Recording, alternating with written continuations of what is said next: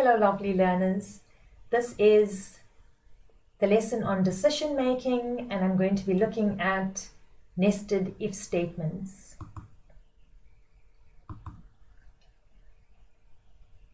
So this is the syntax of a nested if. Now, why would I use a nested if? What is the need for a nested if? Okay, so the if statement can only handle a situation where you have only two options. It could either be if the condition is true or if the condition is false. What happens in a scenario where we have situations where there are multiple options? So here's the syntax of the nested if statement.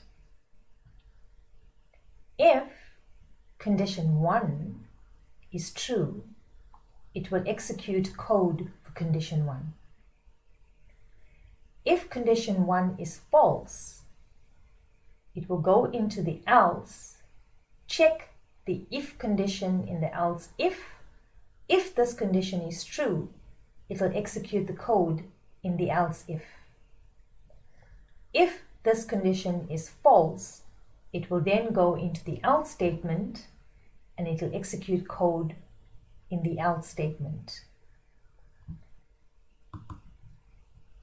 Remember that in a nested if statement, there is only a semicolon at the end of the final else statement. There is no semicolon here before and else. There is no semicolon before and else. At the end before the else does not take a semicolon. In the first if else, before and else, there is no semicolon. So let's look at what it's going to look like in Delphi coding again. If condition 1 is true, it executes statements in the if. If the condition is false, it'll go into the else if, check the else if condition. If this condition is true, it executes the statement in the else if. If the condition is false, it'll go into the next else if. It'll check this condition. If the condition is true, it'll execute the statement in the else if. If the condition is false, it'll go into the else and execute code in the last else statement. So you could have as many nested if statements as you want. So in this example, I've got 2 nested ifs. You could have 3, or you could have 4, or you could have 5. You could have as many nested if statements as you want. Remember to always have your begin and end. It also looks very neat, very neatly formatted, but also in terms of coding practice, if there are multiple statements in an if, you have to have a begin and end. If there are multiple statements in an else if, you have to have a begin and end. Remember, the last else statement has a semicolon, and before an else statement, there is no semicolon. So there's a flow chart of the nested if statement. If the first condition is true, I will execute the code. If the first condition is false, it then goes into condition 2. It checks the second condition. If condition 2 is true, it executes code in this else if statement. If condition is false, it then goes into the next else if statement. It checks the condition. If the condition is true, it executes the code. If the condition is false, it then goes into the final else statement and executes the code. I've planned a little lesson for you that I am going to present a solution in this lesson. So the program will input 3 integer numbers. I'm going to be using spin edits to enter 3 integer numbers. and the program will determine the maximum of the three numbers. We're going to be declaring variables. You could use your own variables when you're creating your program. So let's take a look at what it's going to look like on the Delphi code editor.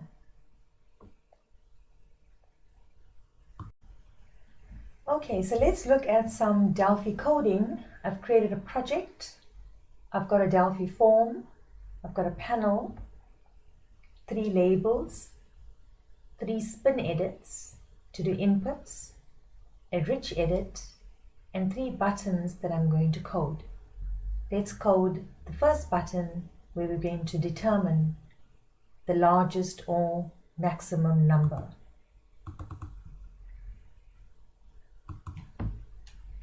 Okay, so firstly, let's create some variables.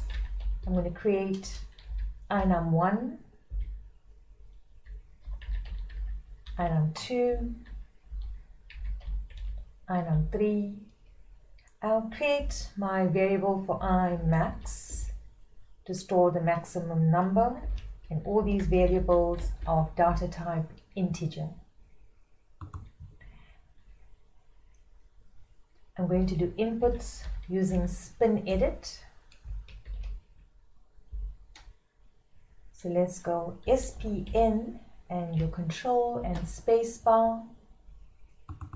Very easy when you relabel your GUI components properly. It makes coding so much simpler. Okay, so a spin edit is .value.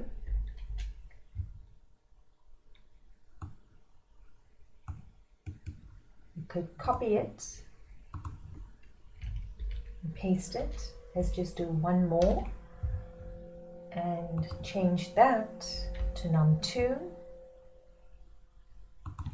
and that to your spin edit 2, that to num3, and that to your spin edit 3. Okay, so now I've entered 3 integer numbers. I can now check. If I num1, I'm checking if I num1 is greater than I num2. I'm going to be using the AND operator. I'm going to be working with multiple conditions today. In my second condition, I'm going to check if I num1 is greater than I num3. So the comparison is going to be if I num1 is greater than I num2 and I num1 is greater than I num3. Do not forget that you need brackets in multiple conditions. So make sure that you have your double brackets.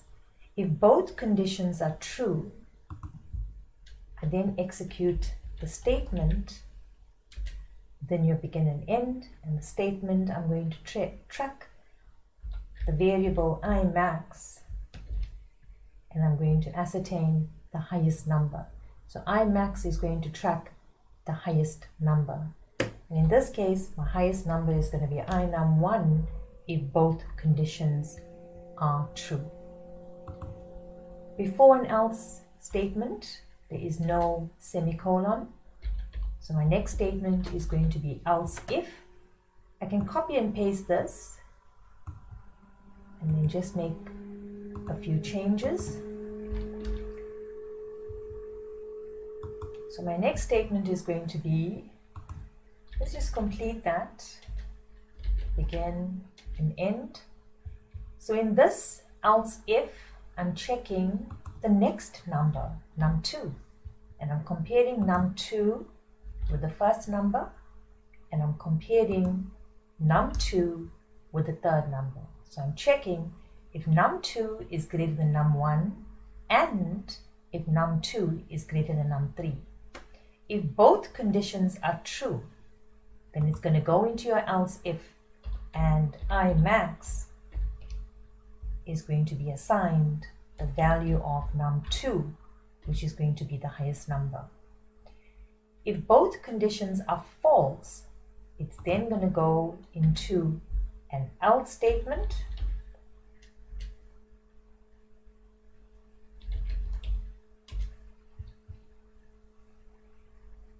And before and else, remember to take away the semicolon. Remove your semicolon. So it's going to check if condition 1 is true and condition 2 is true. It will execute what's inside the if. If both these conditions are false, it will go into the else if. It will check these two conditions. If it's true, it will execute what is in the else if. If it is false, it will go into the else statement.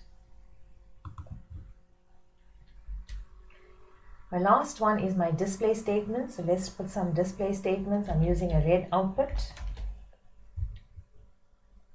Red output dot lines dot and.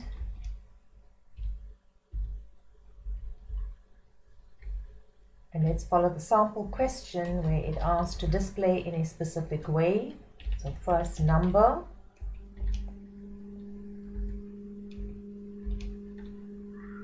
You could use an #9 for formatting, or you could just use a string literal for the space. And I want to display the value of inum1. Do not forget that you need to convert that into string, because I'm displaying on a rich edit. So it's going to be int to string. You could copy and paste it. It's way much easier. Okay, so let's copy, paste. I need it 4 times.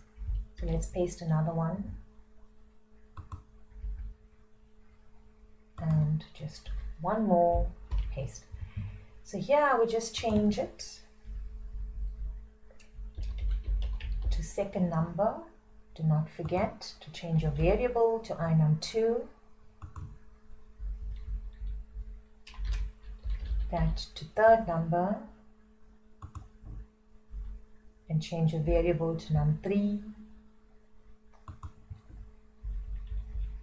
And that to maximum number, and change your variable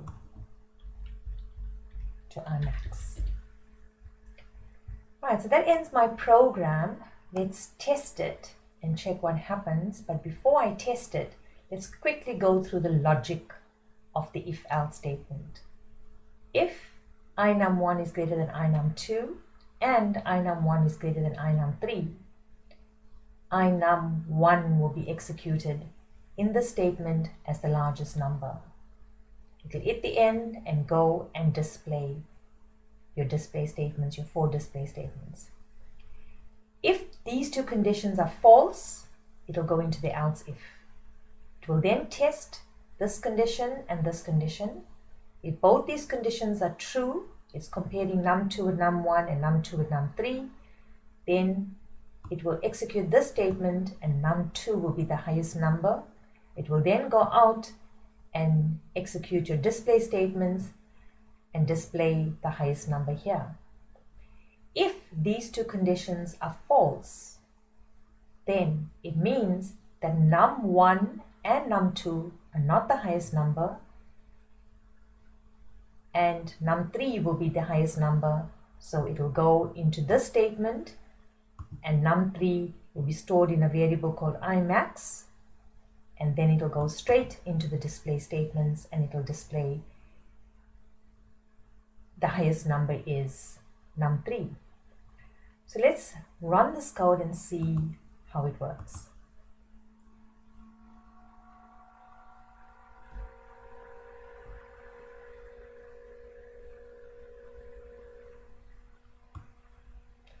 Okay.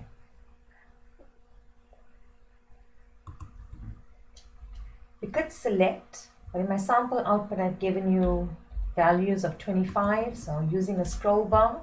Here I would try using a scroll bar. The values are not so big, so I use 11 there. In the last one I gave you 30, but if you want to go fast with the scroll bar, you can possibly do that. Okay, so there it was 30. So using a spin edit, you can select using your scrolls. I entered 3 values, I selected 3 values, click on check largest number, and that's your sample output. So your first number entered is 25, your second number entered is 11, the third number entered is 30, and it did comparisons, and your maximum number is 30. Okay, just close this program.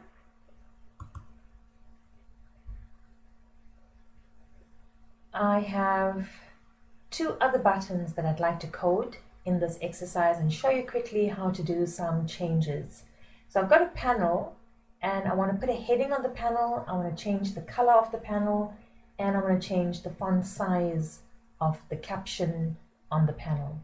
So let's code that. Okay, so it's PNL controlled space. And the first thing I want to change on the panel is the caption. I want to put a caption on the panel. Right, so let's add a caption to the panel, and I could use something user-friendly, and I could say possibly YouTube viewer.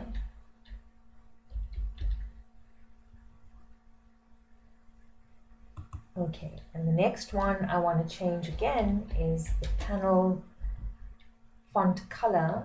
So just choose that and click on font dot color. And you could choose a color by just going CL, and you can go blue, you can go red, whatever color you want to put on, but I'm going red. Okay, and the last one that I want to do on the panel is, let's change the font size. So font dot size, and make that size, it could go 16, you could go 14, you can try it. Okay, run this, let's see how it works.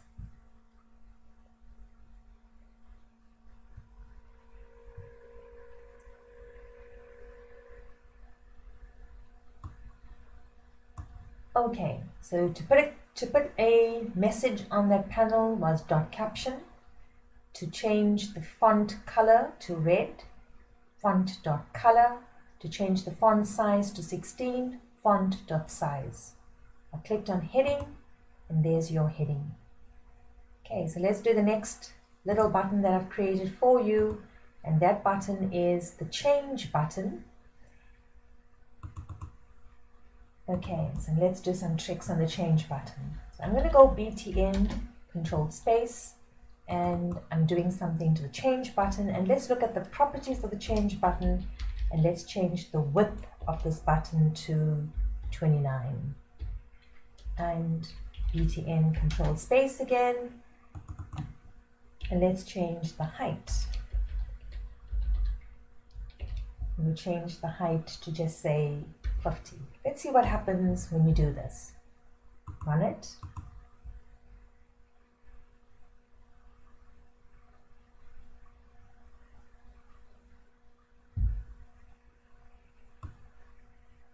Okay, click on change, and it changed the width and the height of this button. Let's go and correct it. It doesn't look too nice on a GUI display. So let's make that possibly 129, and let's run it again.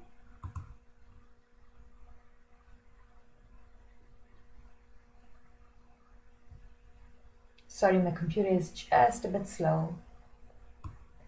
All right, and click on the change button, and it changed it. It changed both the width and the height again. Thank you, learners, for listening. I hope you have learned something from me today, and I wish you all the very best. Stay motivated, stay inspired, and take care. Watch out for my next video. Keep an eye on it. It's going to be an activity that you can work with and enjoy.